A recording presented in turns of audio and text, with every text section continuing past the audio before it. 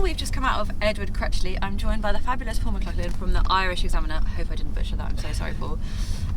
Very exciting. We've come out of Edward Crutchley. Edward has recently, in January, won 2 awards from Walmart, which means he has got about 200,000 in the bank at the moment, which is rather lovely. But a testament to how impressive his designs are. He's been spotlighted by the likes of Kim Jones, and he's done lots of work with Louis Vuitton Dior previously, and I feel like he's definitely one of the benchmarks of menswear design on the schedule. Everyone is particularly keeping their eyes on in the aftermath of the prize, the Walmart prize. So let's talk about this collection. Outside seating, which was really interesting, in a lovely location called the Haberdashers' Hall, with some really beautiful structures, some cubist pieces as well spotted around.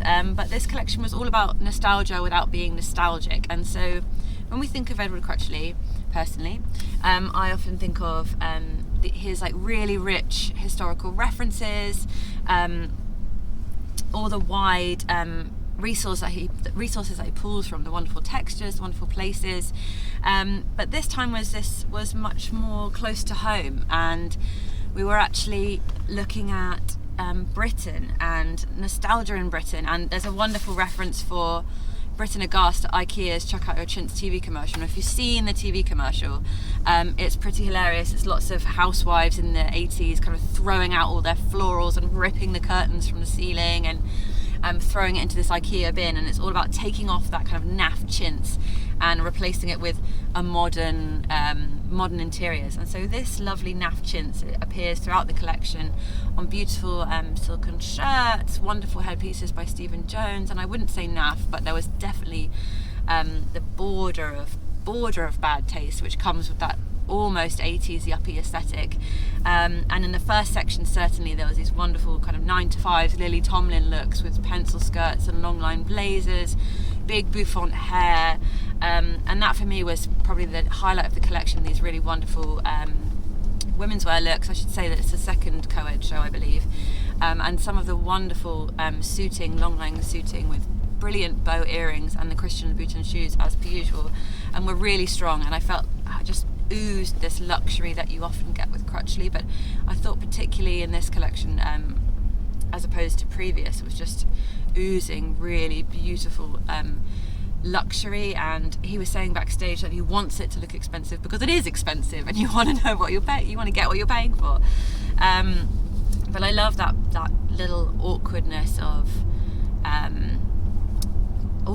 bad taste. It's that Edward was saying backstage that it's that almost familiarizing yourself with what you aren't, what you don't like, you know, making your enemy your friend. And in that case, he's kind of talking about this far right rising movement, and that often happens when people are yearning for nostalgia, or for that 80s nostalgia. And when you think of 80s, you often, in Britain particularly, you often think of Thatcher and this kind of yuppie culture. And so he was kind of harking to this awkward nostalgia where everyone wanted to modernise and wanted to have this air of kind of pomp and show-offishness and keeping up appearances.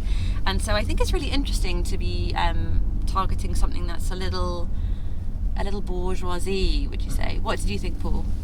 When I read the press release first and I saw that he had written about middle-class aspirations, I'm always like curious about that, and seeing that in high fashion collections, because obviously they cost a lot of money. And I always question whether it's okay to appropriate different class countries. That's true. But I think the way that he did it was modern. It was fresh, and I didn't get any kind of whiffs of appropriation. I didn't feel like that was what was at play here. I thought the way that he did it was very sophisticated, and the fabrication was amazing. And yeah, I think in general, as a collection, he proved himself, and I think he also proved why it's worth coming to London Fashion Week Men's. Yeah. Because the schedule is a lot, lighter than the women's wear schedule, and a lot of the international press and variety might not come to London, and they might just prefer to see it in Paris. But I think a designer like Edward Crutchley is why the international press and variety need to come to London, because he is proving that London is more than just wild talents that might not actually have any business potential. And in terms of the fashion, it is strong. Yeah. What he does, I think, what he, like in the New York Times piece that came out this morning, he talked about getting rid of the gimmickry and that emerging talent label that goes with so many London designers. But he's not, he's been around, he's had a career that's probably 15 years longer than most people that are in fashion at the moment, because he's 38 and he's been consulting for Kim Jones and Kanye West and Clare, He's got a great CV. An amazing CV. And so I think, he knows how to really give people their money's worth. And I think with this collection, that was really cemented. And I think going back to fabrication, I think that was one of the strongest notes. Yeah. And that's always one of his strongest notes. Like, even like you look at how many different fabrics he worked into the collection, which I'm sure is probably expensive to produce, but it is worth it, because he is really making luxurious products, but they're also very accessible. The styles that he showed, he has pushed away from the pomp and ceremony of previous seasons. This was very much, there were subtle plays on gender, but it was mostly menswear and women's wear, and I think that will play to his advantage, but it'll also there were subtle nods, but he's a businessman, he has to sell things at the end of the day. Yeah, absolutely. And I think he will. Those Hawaiian shirts were really great, and I think they'll do exceptionally well. And I loved how he made them with the deeper V-neck. That's his spin on it. It wasn't just a Hawaiian shirt. Anyone can do one of those. There was something more sexy or sensual about it.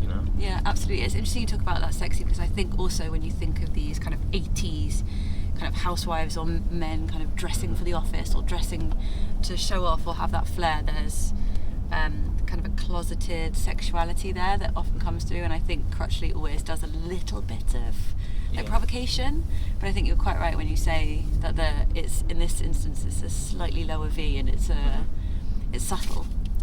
But I just like that, because I think anyone could go into any store nowadays and you do see all these different Hawaiian shirts or whatever, but you don't see anything that daring. And I think that's really important to do, especially when you do take something like this 1980s nostalgia. It's something that's very, I suppose back then it would have been quite conservative, so I quite like that he puts that modern spin of provocation on it. Yeah, I think that's essential as well, because when you're dealing with kind of prints like these, or kind of chintzy curtain prints, the modernisation is essential, otherwise you're completely losing your market of your slightly fuddy-duddy. Yeah, this wasn't a time capsule. No, not at all. And I think that was probably one of the trickiest aspects of this, maybe, when you pull on those reference points, is that it does come out looking like a time capsule, but it didn't. It just looked so modern and fresh, and it was quite exceptional. Yeah, I think exceptional is a wonderful note to end on. I think we were fans, wouldn't you agree? I think so, definitely. Definitely. Thank you so much for joining me for this review, Paul. It was lovely to have you. Thank you all very much for watching. Make sure you subscribe to our YouTube to catch more live reviews on the go. We'll see you very soon. Bye, guys.